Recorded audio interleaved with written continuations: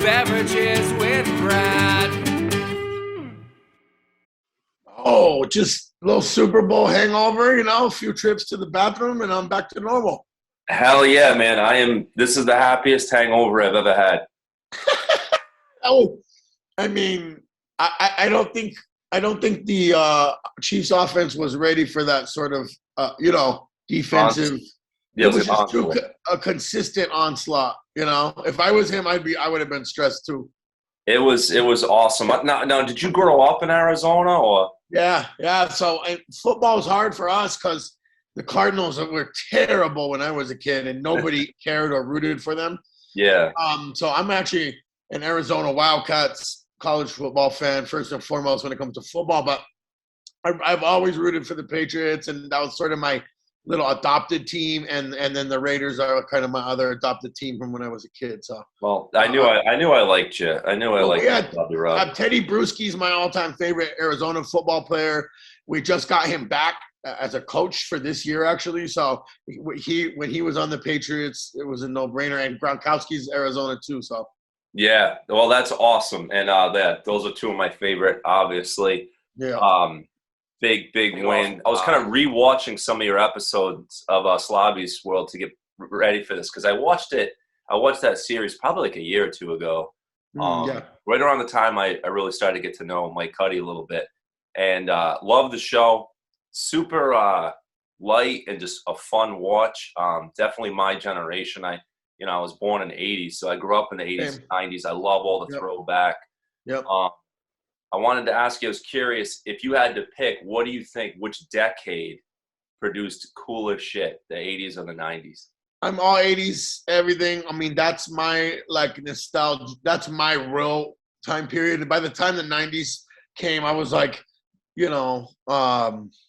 trying, my daughter's in the room here, trying substances and uplifting Shay things, and by the time the 90s came, I wanted to be a grown-up. I had a Land Cruiser when I was 15, driving up on over medians and shit. Well, because how old are you? I'm 1980, just like you. So okay. the 80s is everything. 80s is where all my memories are. I'm looking around my TV room right now. He-Man, My Pet Monster, Mr. T, McDonald's. All the things that I'm celebrating are very 80s over 90s to me. And I think that's probably a big difference with my store and our style is that we're a little bit older than the rest of the guys. And we're into some of the older stuff, a little bit more than like Nickelodeon, Rugrats. Like by the time that stuff came out, I was like throwing skateboards through windows and screaming, So I'm more of an 80s kid. So that's where my nostalgia and my heart lies. Yeah, that makes sense. No, I totally get it. I was thinking about that myself, and I couldn't really come up with an answer because even though they're the same age, I just feel like there's a ton of good music and movies in the 90s also. There's a ton of – but both. It would be a hard question for me to answer. It's not hard for me. Yeah, you were ready for that one. How did you end up, like, with the series? Like, how long did you have the store, and how did the store lead to that series? Well, it's funny. People, my favorite kind of most entertaining question that people like to ask me, they're like, so you just gave them a call or you just emailed them? And, Hey, it's I'm like, yep, just gave them a call. Yep, just gave them a call. And, Monday morning at 9, they're taking calls about shows. And not to mention that Netflix also buys, generally speaking, even when they have the Netflix exclusive little N on it, a lot of times it's pre-made material. So Netflix isn't out there green lighting a bunch of shows and new content, and they're in the business of buying things that already exist and then getting them to a wider audience. Okay, which is exactly what they did for me. So I started with Complex, and I started with a you have to be discovered first, right? Like you have to, like, we always have this conversation with one of my friends. He's like, "Well, is this overrated or underrated?" Or, I'm like, "Dog, when it's something like the Patriots or Tom Brady, that's something you can debate over whether overrated, underrated, because they're fucking rated, right? A lot of people talk about them; they're rated. So again, then people ask me about like insignificant people and things, and I'm like, how am I gonna rate this? Like nobody cares about them. So first of all, you got to be rated, I guess, is what I'm saying. So we had the shop since 2013. By the time the show came around 2017, we had sort of established our presence as 80s connoisseurs and curators of pop culture, items at least. And I got discovered, by a Hollywood producer who came to, or went to a, just to tell you how these things really happen. It's usually a chain of communication, recommendation type thing. So he went to my producer Adam went to a convention of sorts for new material where producers can ask say, hey, I'm looking for this kind of show. So he had been doing nature shows. So he was talking to people from Tucson about cactus and the environment. He wasn't a real hip dude. Yeah, I was gonna say Generation Cool is quite a bit more entertaining than Cat. Yeah. So they're talking to Tucson people, and then the guys from Tucson Weekly, who were part of the consulting team, and their jobs to bring business and stuff to Tucson. They were saying, yeah, come out, check out the check out the cactus. But we got this guy. There's this crazy guy who you also got to meet that's down on the avenue that has this crazy toy store, whatever. The recommendation came through. Again, a chain of communication and recommendation.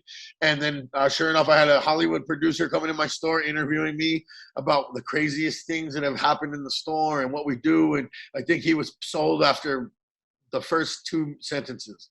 Well, I think they scored finding you because, you're a lot more interesting than a cactus. So I think they kind of scored with that deal. I don't think I would have watched the Generation Cacti series. So he has a cactus. He still does nature shows. His new show is a cactus show where these guys are flipping these giant saguaros for $20K, bro. Yeah, I probably won't watch that. But no, all I do is tell people, people come visit, and I'm like, don't touch it. Don't fuck around. If it falls on you, you're dead. Like it's 100 times heavier than a tree. They're full of water. It's a 30-second conversation. Yeah. So you must be like a staple in that community, both because the store and the value of the store, but obviously you're a unique dude with a unique look and a unique personality. I think that really helps. I was curious. One thing I was curious while watching the series. It's interesting to me that you were willing to reveal as much as you were. And right. I get it as, like a business owner. Like I'm a comedian and a DJ. Okay. So right. I know that a lot of times people will be like, oh, you charge that much to DJ this party, or you charge that much to perform for a half hour. Because a lot of times the layman doesn't get the amount of time and preparation and years of work to get to that point. So when I was watching your show, and it'll be like, oh, okay, I paid $8 for this Grant Hill jersey, and I sold it for $100. I feel like there's going to be some people that are probably like, oh, what the hell? Like, that's bullshit, because they don't understand the years that you put in to even understand that value, to find the item, to sell it, to pay for the store, to pay for the staff, everything that goes in. I know a lot of people probably aren't going to get that. So I'm curious if you've had to deal with any kind of blowback of like, hey, like I noticed you're charging like way more than whatever. Did you know what I mean? Because you revealed a lot in that show.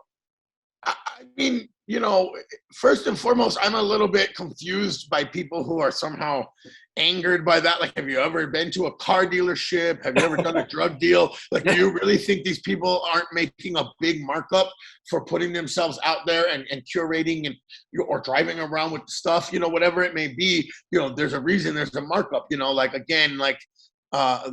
reason I'm going to pay a DJ is to come and play the bangers and have those like really organic transitions and, which is a lot better than having an iPod playlist playing in my store. So, I know DJing is a little some more gray area and nuancing there, but generally speaking, I'm not doing anything different than anyone hasn't been doing in the world of capitalism for the last fucking 200 years. Yeah. So, again, if you can buy low and sell high, like a jeweler or a car dealer, you have to have bread to do it on the front end and a staff and a facility. And again, but like, why does that make you a bad guy? This is part of what we do. Again, right to this day, people are paying an extra $10 on top of their meal to Uber Eats to not have to go pick it up. Like, again, you're paying a premium for convenience, right.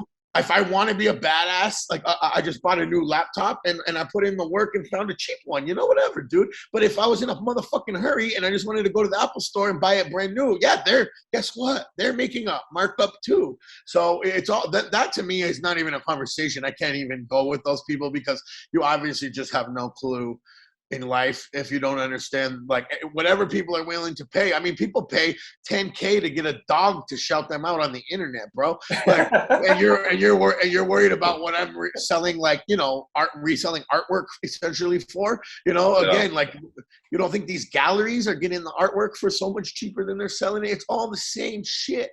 So like that's not even going to ring a bell or touch me right there because then you obviously, if you're that person, then you just don't get it. They don't get it. Yeah, no. I was just curious about that because after watching, like, for example, like I love the show Comic Book Men, Yeah. And there's a lot of like, negotiating on prices and stuff, but it wasn't as transparent as your show was, which that was something that was surprising. One thing that was annoying is that they inflated the prices and they inflated the profits. And, one thing that Netflix did was add the little graphics where it's like, and so there were times where there was like mathematical errors on the graphics. Oh, really? And there people are like, you idiot. You don't even know how to add this. And I'm like, yeah, dog, you think I did my own graphics at the bottom of my show where I'm the star? Like, do you think that Tom Brady has anything to do with an error in the credits at the end of Monday Night Football? Like, who are these people and what are they really like? How dumb do you have to be to think that I owned my own video editing for a Netflix series? Yeah. Like, bro. So don't even get me started. But again, those prices weren't correct. They inflated things. They exaggerated things, and that's fine. I was at their mercy on season 1. Now I'm in charge of everything. I'm the boss. Of the show. I'm used to being the boss in general, which usually works pretty well for me. So now that we've got the show for season 2 and we've kind of gone through some legal things. That was my next question. Is there going to be a season 2? Yeah, man. I'm like, literally have a contract on my text from my agent that I've been perusing that's long. That would be that's a season 2 deal. Maybe not as lucrative as a Netflix deal, but guess what? I'm the boss. and this guy's literally saying in the contract that I'm the creative director. I have the last word on everything. And they're not going to make me look corny, and we're not going to do all those fake graphics with fake amounts of money, and we'll all be better people for it, Does that mean that season 2 won't be on Netflix? Not necessarily. So it could be it's actually going to be the exact same situation, but instead of Complex being the vessel of the ownership of the show, I'm the vessel. So I can take it to anywhere I want, like a free agent in sports or a rapper who had a 1 contract deal, the world is my oyster, is what I like to say, and that's the way I like it. It could end up, so you could basically sell it. No, they have first dibs. They have first dibs. That's awesome. But they at no point, people, if anyone thinks for a second that my show got canceled or anything like that, they would be wrong. Because Complex actually dissolved their TV network. They only do really short shows, it's more snippet-based stuff now. They don't even do like the Joe Budden shows and all that stuff anymore. Any long-format TV dissolved after my season 2 was already up for contract. So they couldn't have greenlighted me because they don't make TV anymore, Complex. They sold all their stuff to Go 90, which is like where LeBron's barbershop show, and it was a big, cable TV platform. And now they sold all their shit to Netflix. So this is the way the business works. I had to legally get the name Slobby's World back in my possession, and then I had to go through COVID when nobody wanted to make TV, and now here we are. See, I normally like to ask top 3 movie villains, but because you're into so much shit, I'm going to just say your top 3 favorite villains. Oh, well, Skeletor. I think if you watch there's a couple He-Man documentaries out there. I just watched one the other day. Which one did you watch? The Toys That Made Us or the big long one?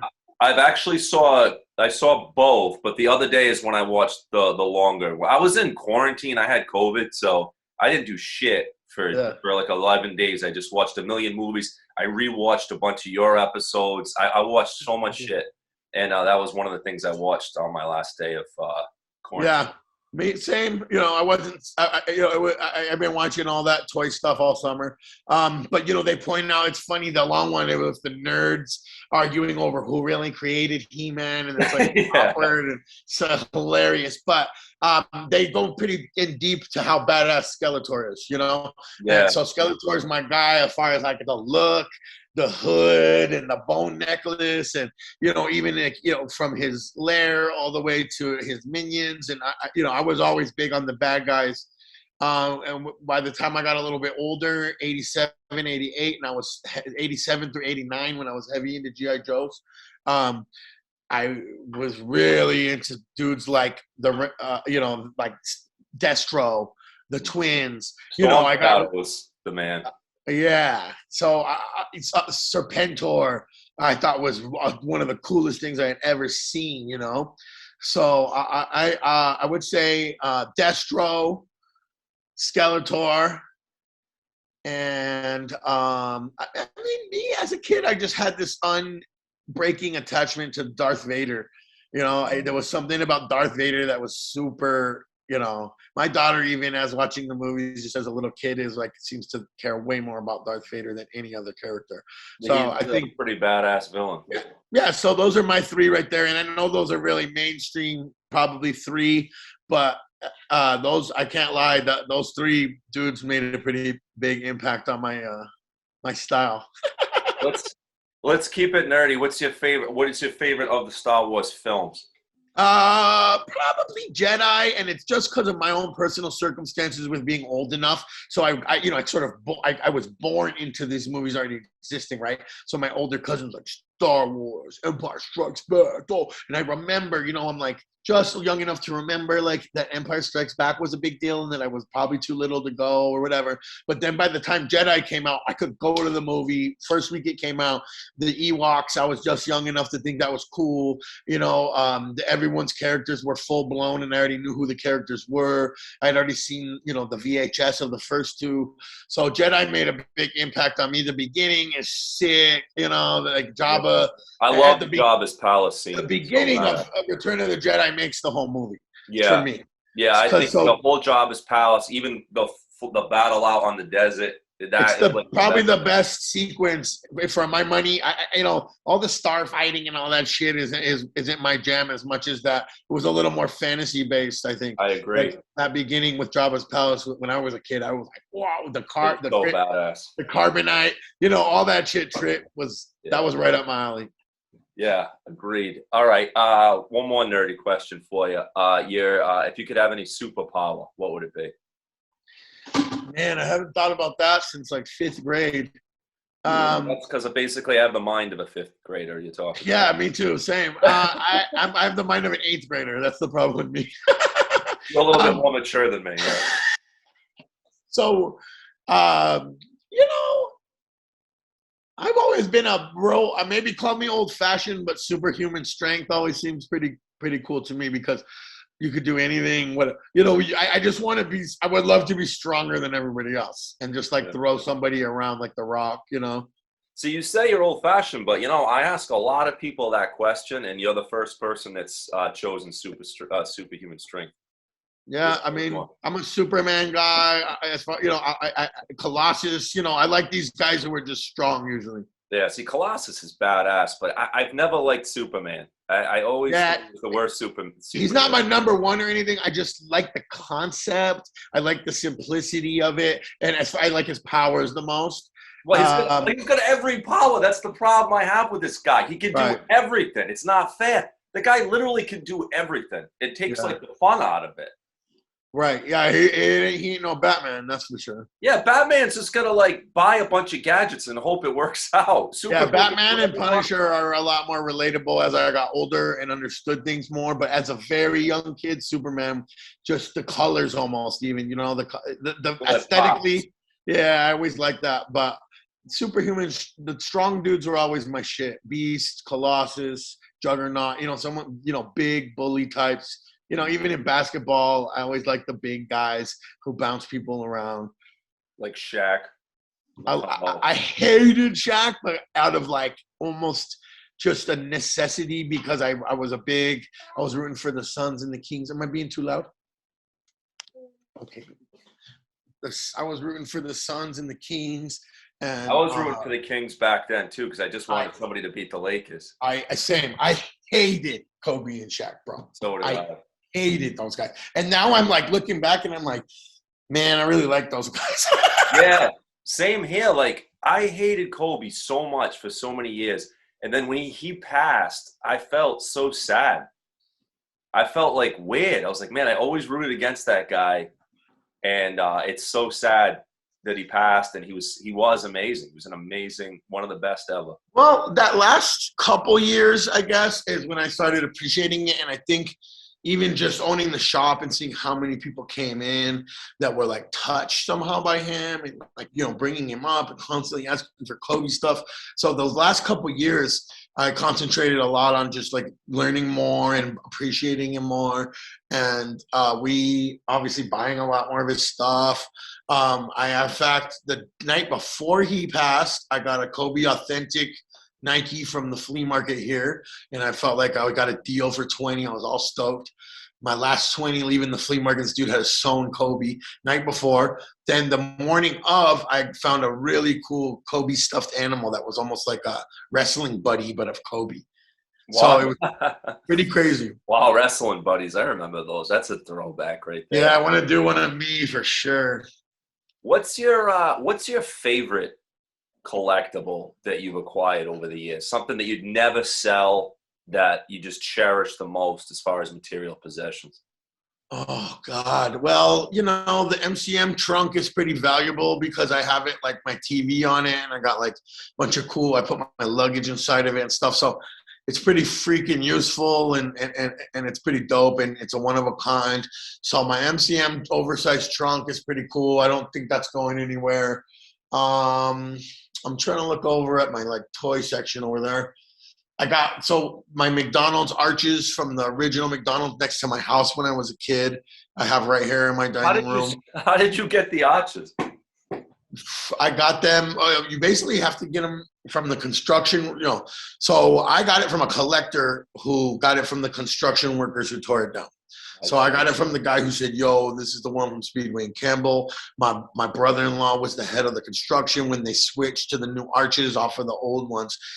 I got both. So I got two. When you get arches, you get both sides because it has a bulb in it. So I sold one for $1,000, kept the other one for myself. Wow. So that my arches. That like a McDonald's you grew up going to as a kid? Yep, right here. So right? That's got that nostalgia value, the memories. Yeah, so those two things are pretty, and they're big. I like big things that, you know, I like big, impactful things. You know, I don't know why. Small things to me, like I'll lose like an expensive gold ring, and I'll never really like freak out because little things to me are just not as monumental. I really like big in your face things. Coolest sneaker in your opinion? Of course, some of this weirder Tinker Hatfield stuff for me, like Agassiz and Bo Jacksons, are really my jam, with the chunky soles and the really kind of more detailed, thought out outsoles. All the straps for no reason, and you know, the decorative stuff like the wing on the Jordan 4. So I would say like stuff like the Air Tech Challenge 2, which basically the hot lava Agassi, the Air Trainer 3 Bo Jackson, and like a Jordan 4. I like, which are all 1989. They're all Tinker Hatfield 1989 shoes. I have one pair of Jordans in here. I had the Jordan 2s when they re-released them in I was in high school. It was like 95, 6. I had them for years in great condition. And I didn't know anything about collectibles. So I didn't know that you can't just leave them in a closet for years. So one day I wore them and the whole bottom just fell apart. Yeah. And I was heartbroken because I had them for years. I just didn't know. I've been there. So what number are these? 4s or 5s? That's a 5 with special materials. So they took a 5 and they did a limited edition. It looks like, I've never seen those, but it looks like they just redid the 5 silhouette with some special material. I'm a big Jordan guy, more than an Adidas student myself. Here's what I was thinking too, because as a kid I went to the comic book store a lot, and there was one right up the street, walking distance. So a friend of mine was a great. Yeah, a lot closer than Newberry Comics. Yeah, it was actually, I'm talking pre-Newberry's, before Newberry's was even there. And yeah, Newberry's was too far for me to walk to anyway. But this place, Kelly's Comics in Warwick, I used to go there a lot with a buddy of mine. And anytime I was in there was always at least one like weird guy just hanging out. And I was watching your show and I was thinking, I wonder how many people you have to deal with like that. You must have to deal with so many weirdos that won't leave you alone. And you seem like a nice enough guy. So, but I know it can probably be bad for business and just an overall pain in the ass. How often do you have to deal with that? So we have a myriad of personalities that come in just based out of our location. So we're on 4th Avenue, which is similar to a Haight Street in San Francisco or a Melrose in LA, where it's like a lot of bars, restaurants, retail, smoke shops, tattoo shops, right? So like you're bringing like this, steady kind of current of drunk people, college kids, people who actually want to shop, people looky-loos who just walk by, families, and it actually, probably is to our advantage because we're just getting seen, at least early on when we were new, getting seen by a lot of people. So some of the mentally ill people, can be pretty, some kind of challenging. I come from a background of, dealing with this kind of stuff. I came from the mental health field and I was a teacher. So I'm pretty good at training my staff on how we're going to deal with people and also modeling, role modeling and, how a good way to like therapeutically get, ask someone to leave in a really nice way. Or so like I'm just thinking 2 Fridays ago, I was there with one of my new staff and this lady came in and she looked like she was in distress. Her eyes were real bloodshot. Like another time we get, people who have just been beat up or people who, a guy's following them. And so they come in our shop. So first I asked, I said, "Are you okay?" And she's like, "Yeah." And her eyes are like, and I was like, "Okay, cool." And then so I was like, "Do you need anything?" And she's like, "Water." And so I was like, "Cool." So we always have water for these people. So we get her a bottle of water. And so I'm thinking, okay, maybe she's pumped up on drugs. She sits at the trade counter and she's like at our trade counter, like as if she was me. She's like in the middle of the store, but still at this point, she's not really hurting anyone, and she's not screaming the F word. So we're like, okay. So she starts drinking her water, and then she said something like, "Well, my uncle thinks I'm paranoid schizophrenic," and my uncle, and she starts going off on this sort of monologue. Where would you get that idea from? Yeah. So then I realized, okay, cool. Yeah, she's telling me her condition basically, and so so she kind of mellowed out, and we put on some music. I don't know. She kind of started grooving to like Diggable Planets or something that like made her feel more comfortable. And she pulled out her coloring book and she sat there for like 30 minutes and just colored.